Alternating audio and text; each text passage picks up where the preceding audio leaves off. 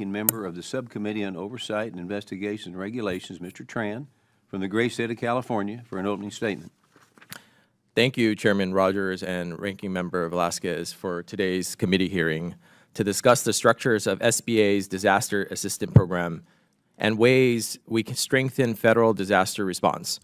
I look forward to working with everyone on this committee, especially my subcommittee chairman, Mr. Alford, to ensure that all small businesses can access federal support during times of emergencies.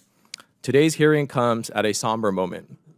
Almost 1 year ago today, the January 2025 Los Angeles wildfires wreaked havoc across many parts of Southern California.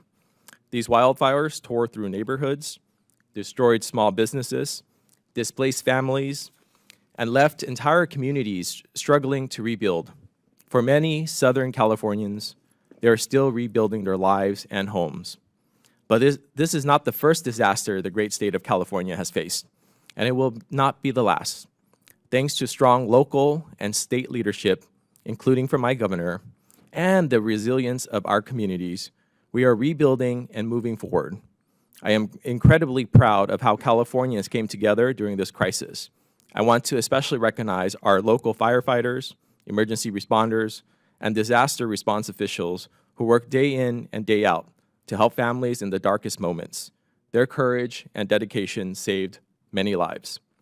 For many of my constituents and my colleagues' constituents, the SBA's Disaster Assistance Program is not an abstract policy debate. It is the difference between reopening their doors or shutting them forever. When wildfires, floods, or hurricanes hit, small businesses and families need fast, fair, and reliable help. They need to know that disaster assistance will show up based on need, not based on politics, not based on what state they live in, and not based on who they voted for. I'm thankful that the SBA's Office of Disaster Recovery and Resilience has approved over $3.2 billion in relief for California wildfire victims and dispersed nearly $640 million to over 8,000 victims. That assistance has helped families stay afloat and given small businesses a fighting chance to rebuild. But despite this, I am deeply concerned about the growing politicization of disaster aid under the Trump administration. The president has repeatedly suggested that disaster assistance for California could be delayed, conditioned, or withheld altogether. He has publicly questioned whether Californians deserve help after disasters and has implied that aid should depend on political loyalty rather than human need. And this is not just rhetoric aimed at California.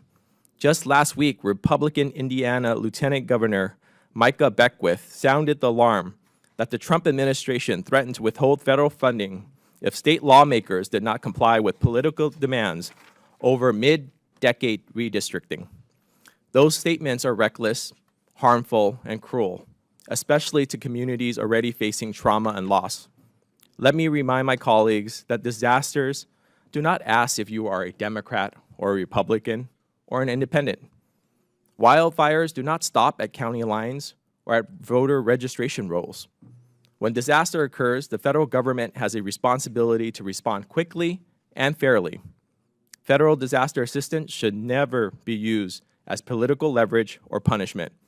When aid is delayed or threatened, real people suffer, small businesses fail, and public trust erodes. At the same time, we are seeing warning signs across the federal disaster response system. The SBA works hand in hand with FEMA, yet FEMA is facing staffing cuts and repeated calls from President Trump and Secretary Noem to eliminate the agency altogether. In fact, the president's budget for fiscal year 2026 proposes more than $60 million in funding cuts to FEMA. It's also requested $0 to supplement FEMA's disaster relief fund that Americans rely on to recover from major disasters and fails to acknowledge its $8 billion deficit. That would be a devastating mistake. Weakening FEMA only puts more pressure on SBA programs and leaves disaster survivors with fewer resources and longer wait time for help. So far this year alone, we have seen more than 35 major disaster declarations across the country, from wildfires in the west to floods in the South and Midwest, the need for disaster assistance is growing, not shrinking. And with another hurricane season next year, we know the demands on SBA's disaster programs will only increase. Mr. Stallings, today I want to hear clearly from you. I want to know how the SBA is ensuring that disaster assistance is delivered based on need and urgency, not politics. I want to understand how your office is preparing to meet the rising demand with limited resources. And I want reassurance that the small business owners in places like Los Angeles can trust that they have the help that they were promised that will arrive. Because restaurant owners who lost everything in a wildfire, or the family businesses trying to reopen after a historical flood, and the community still rebuilding months later, delays are not just frustrating, they're devastating. Disaster recovery must never be partisan.